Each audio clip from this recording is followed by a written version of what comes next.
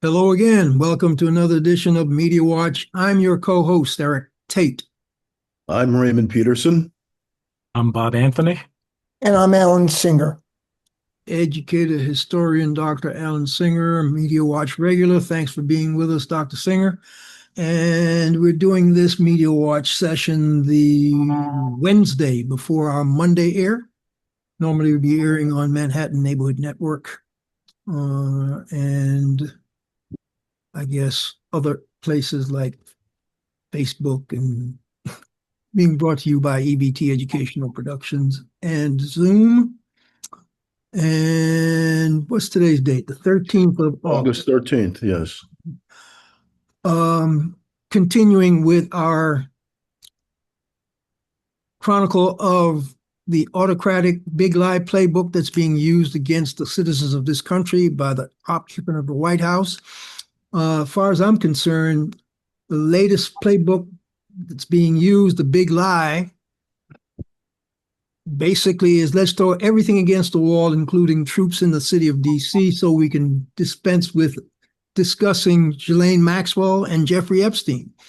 And it seems to be working, maybe, I'm not sure because I haven't really done a full media survey, but Ghislane Maxwell, I'm told, is a convicted sex offender who is not eligible for transfer to a minimum security prison. Is that correct, guys? Yeah. Yep. And the Justice Department of Justice allowed a transfer of this convicted sex offender to be moved to a minimum security prison. And I saw an article today where she's actually being granted the ability to leave that facility on work-related, which totally shocked me. The fact that she's in this minimum security prison, but now she's also able to do work release, whatever. Same kind of sweetheart deal Jeffrey Epstein got when he was in Florida, that they finally had to come back around and get his rear end for the real deal. So, look, Ghislane Maxwell gets a now sweetheart prison deal. Jeffrey Epstein got a sweetheart prison deal back in the day. And the fact that DOJ wrote off this, give me your take on this, guys, real quick, so we can move on to the real stuff. Well, I mean, this is like one step away from home confinement, which is ridiculous for the types of crimes that she was convicted of. So this is just unreal. But go ahead, Ray. Didn't mean to interrupt. No. I was just going to say, it's just totally ridiculous. I would love to know what kind of work she's doing also, and for who. No. She's not out. She just got the ability to be. She has the ability. Oh, okay. Well, she'll be doing it soon, I'm sure. But this guy in the White House is just trying to, as you said earlier, nothing happens at DOJ today without Trump's okay. So he had to pass on it. He had to give the okay on that for it to happen. Why? Alan, your take on what this means?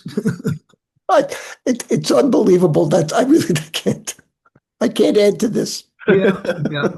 So Jeffrey Epstein, the longtime friend of Donald Trump, who he claims to have pushed out of Mar-a-Lago because he did certain things like stealing his help, stealing his masseuses, and so that made him persona non grata.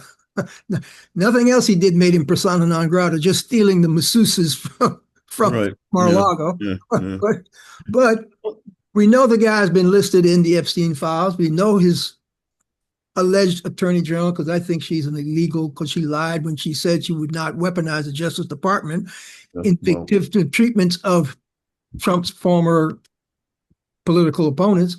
She's just launched a probe of the previous president, two presidents before Donald Trump, Barack Obama. She's the polar opposite of Merrick Garland. I mean, who was worthy of being on the Supreme Court. So we're looking at the other end of the spectrum in terms of attorney generals. Yeah. So she's now weaponized the Justice Department. She's now doing his bidding. I'm sure that's why Ghislane Maxwell has this sweetheart deal. And all the stuff that he's doing now, which we're now going to get into, is to take the onus off his involvement with Jeffrey Epstein on what's on that file. You guys were talking about a judge saying the request for grand jury release was what? Who has that story? Well, what happens is grand jury information is secret. That's why people are willing to testify in front of a grand jury, because they know whatever they say will not come out. But also, grand jury testimony is not challenged by opposing lawyers. So it's not the same as testimony at an actual trial. And the Bondi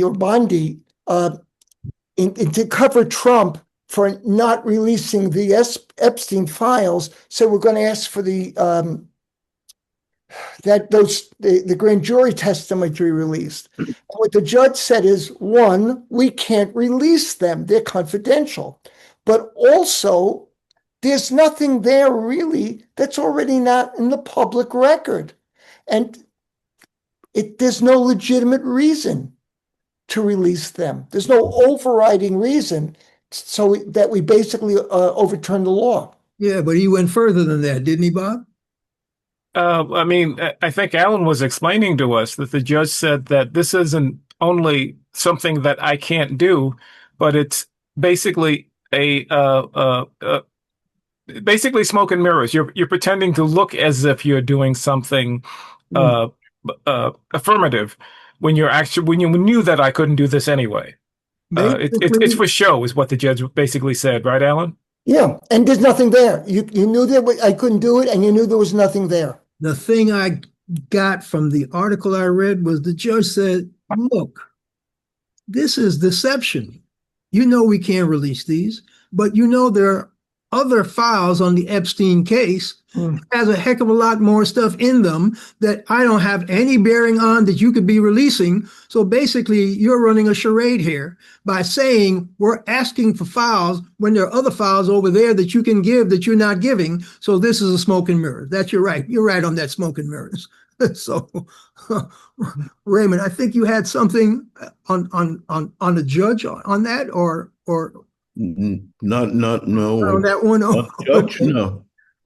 So to get off Ghislane Maxwell, we're going to get off it, and Trump wants everybody else to get off it. And so his latest thing was there's crime running rampant in the city of Washington, D.C.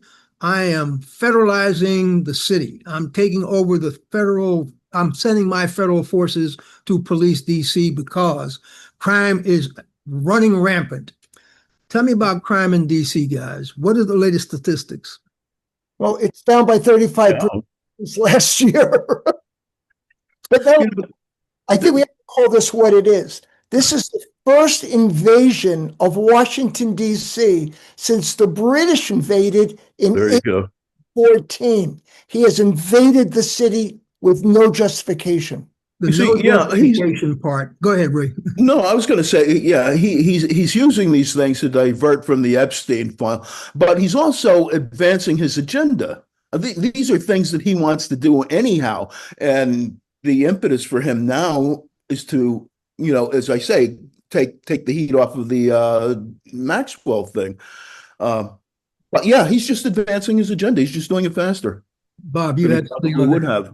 I mean, I like to go to the original document. I'm just looking at his executive order and how he characterizes Washington, D.C. He says the city government's failure to maintain public order and safety has had a dire impact on the federal government's ability to operate efficiently to address the nation's broader interests. I don't know what those are, without fear or our workers being subjected to rampant violence. This is how he characterizes DC, but as Alan just explained, the crime is down, and anybody who's walked through the city lately knows that it isn't a hellscape. Okay, so the big lie playbook has been trotted out once again, and because we know that the statistics, FBI, the city's own statistics, show that crime not only has gone down appreciably between 25 and 35% lower than the previous year, but it's also gone down since pre-pandemic because it spiked during the pandemic, just like most cities had crime spikes during the pandemic. DC, like other major cities, has had a decrease in crime for the last couple of years, and the trend has been going down. Now, he used a similar big lie to put troops on the street in LA, correct?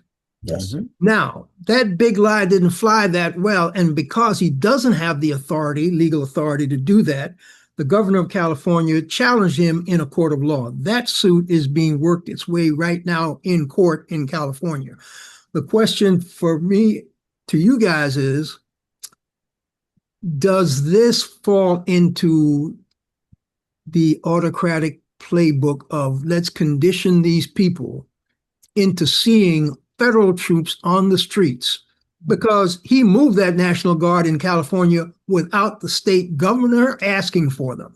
Yeah. And so now this is part of his, I'm going to tell a lie that they need me in these streets because only I alone can fix it. I am the big autocrat who had the savior that's going to fix everything. And I don't care about constitutional laws. I don't care about constitutional rights. I'm going to do this my way, let the chips fall where they may. Pick up on that. We've seen this all over the place.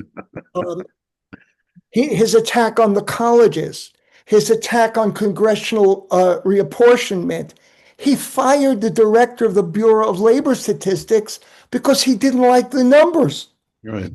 I mean, in the book 1984 by George Orwell, which was published in 1949, I believe, he talked about an autocratic regime very similar to the one Trump is creating, where ignorance is strength, where war is peace. Things make no sense. There's no logic. We just get lie after lie after lie.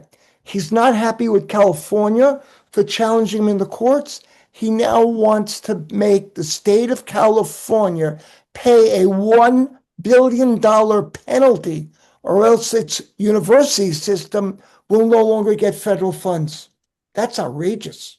It's amazing the cudgel he's holding all over the place. I mean, in D.C., he actually has the legitimate power, I hate to say, to take over the local government for up to 30 days. I think it's called Local Law 740, something like that. Correct. So he's making use of that, but there is no emergency situation here. And he's using that. If you read his executive order, it's full of lies and exaggerations.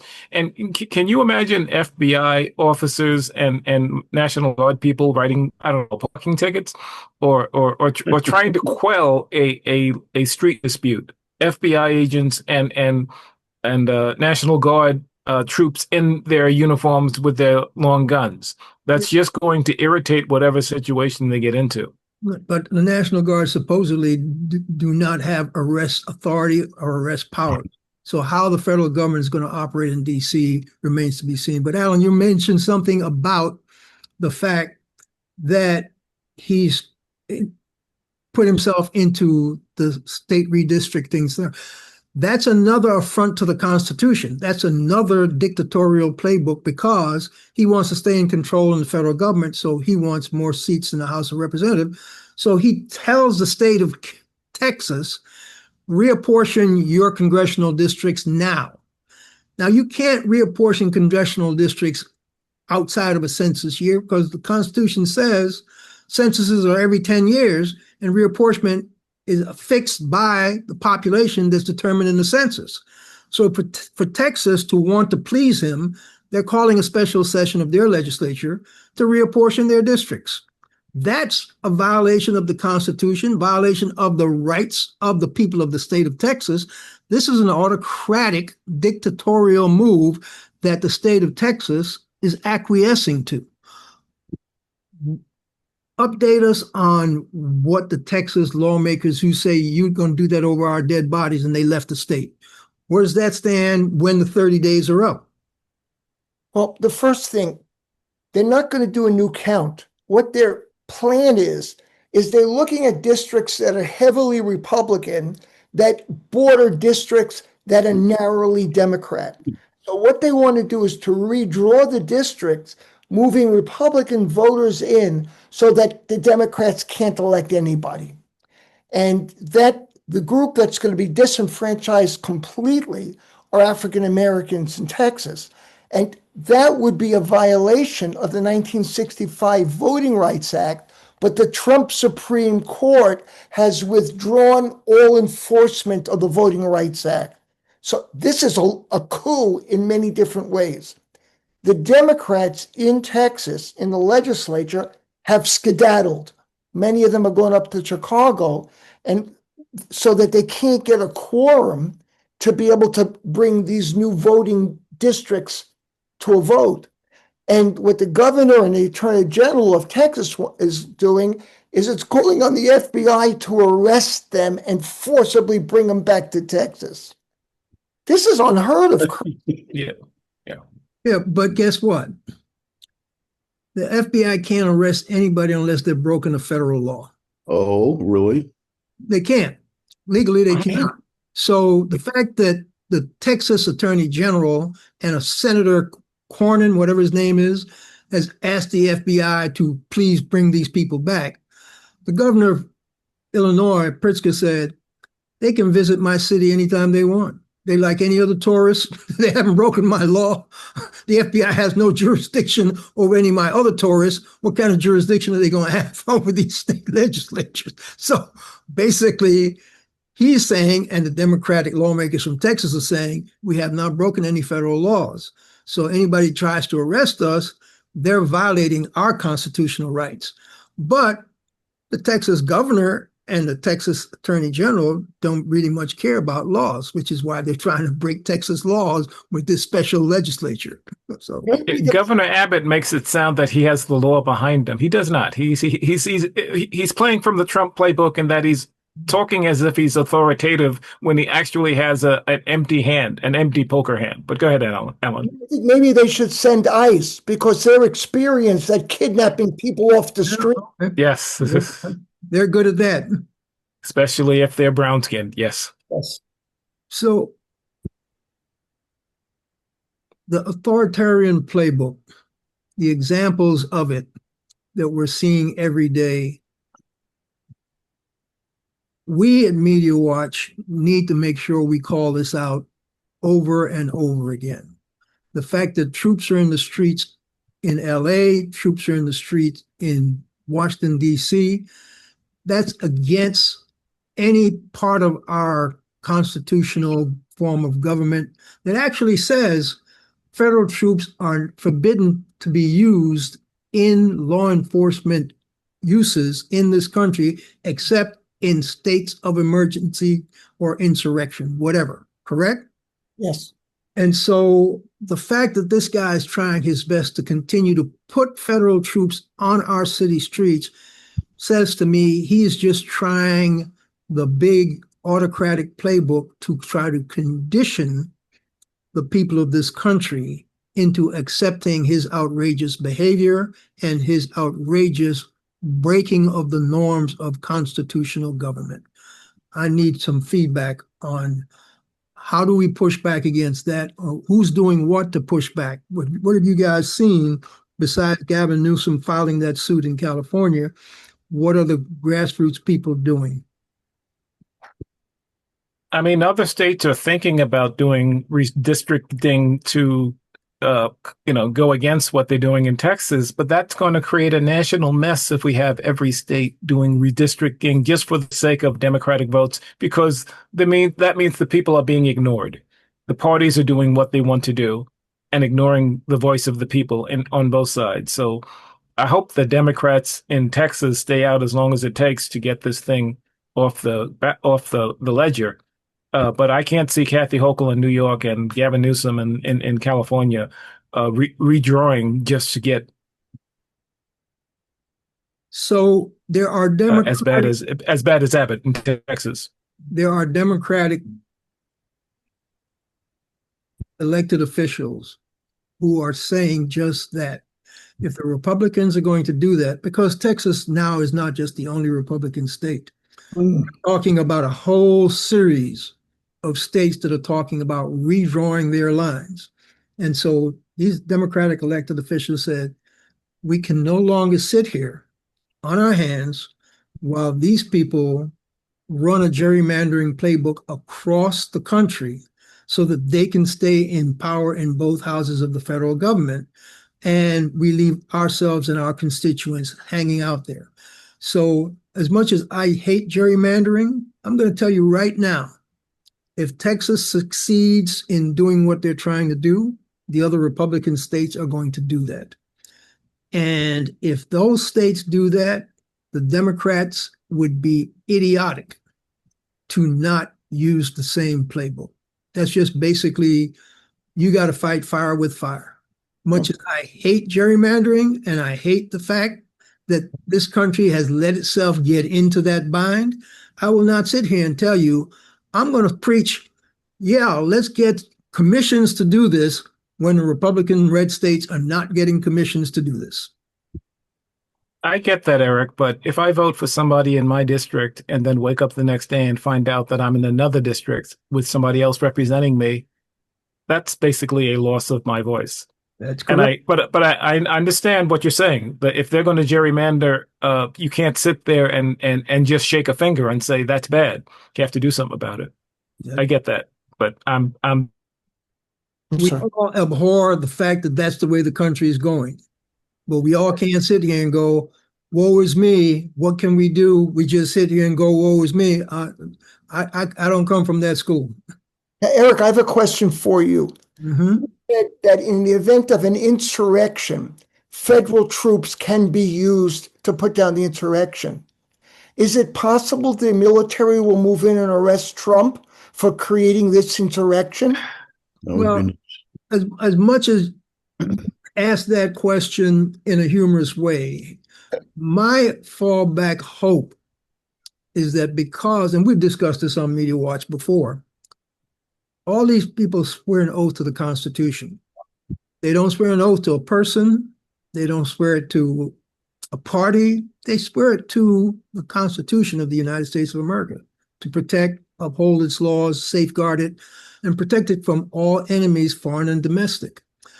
If the guy in the White House continues to run roughshod over the Constitution and create an autocratic rule where he disregards the will of the people, and the people who swore that oath look at it objectively, they could come to the conclusion that this man is a domestic enemy who is abrogating our constitutional laws. And yeah, they could come forward and take him out. Now, who was the previous leader? Was it Milley, Mark Milley?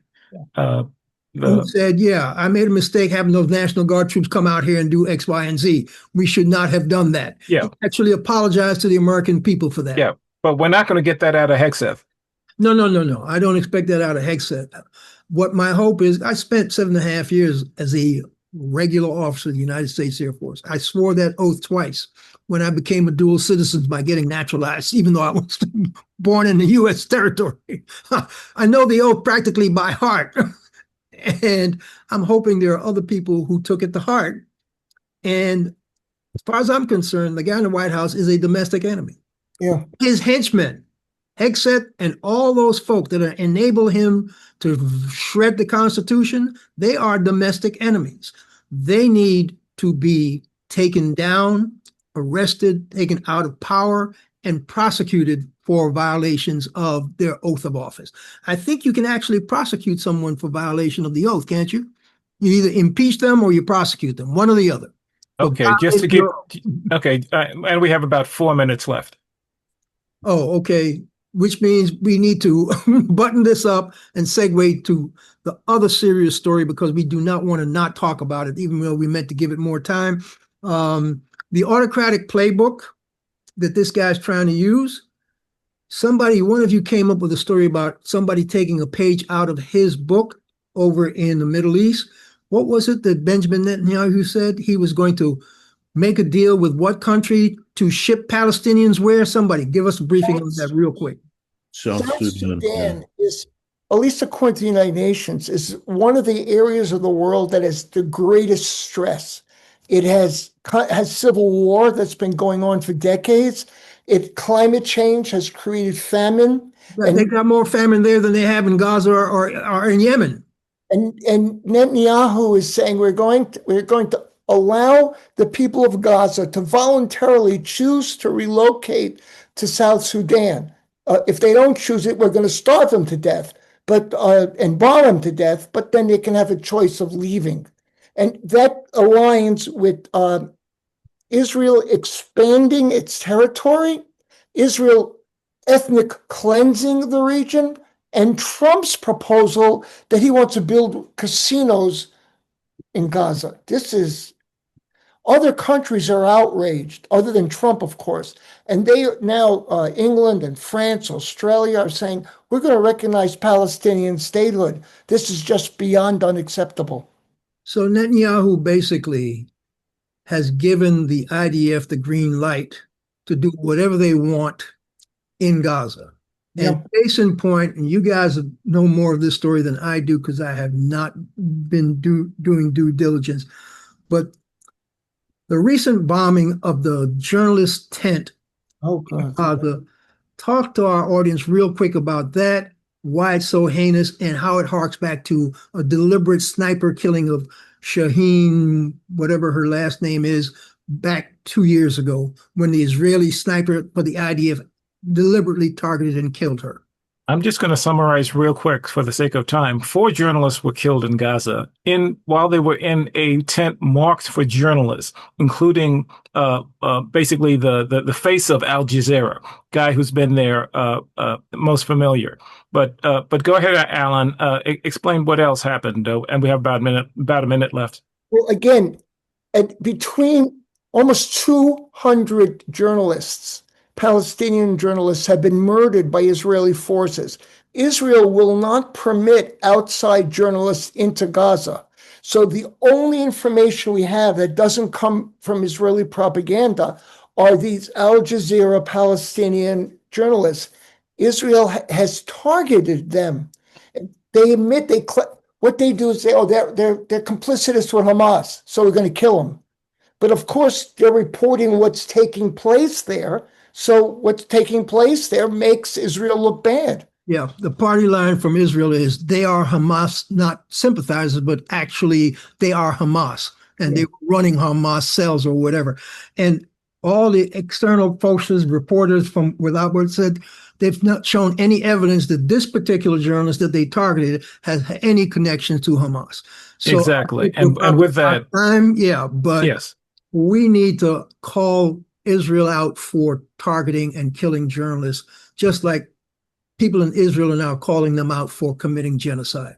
This has been Media Watch, folks. I'm your co-host, Eric Tait. I'm Raymond Peterson. I'm Alan Singer. And I'm Bob Anthony. Catch up to us on YouTube at Media Watch EVT. And we'll catch you the next time, folks. Stay safe.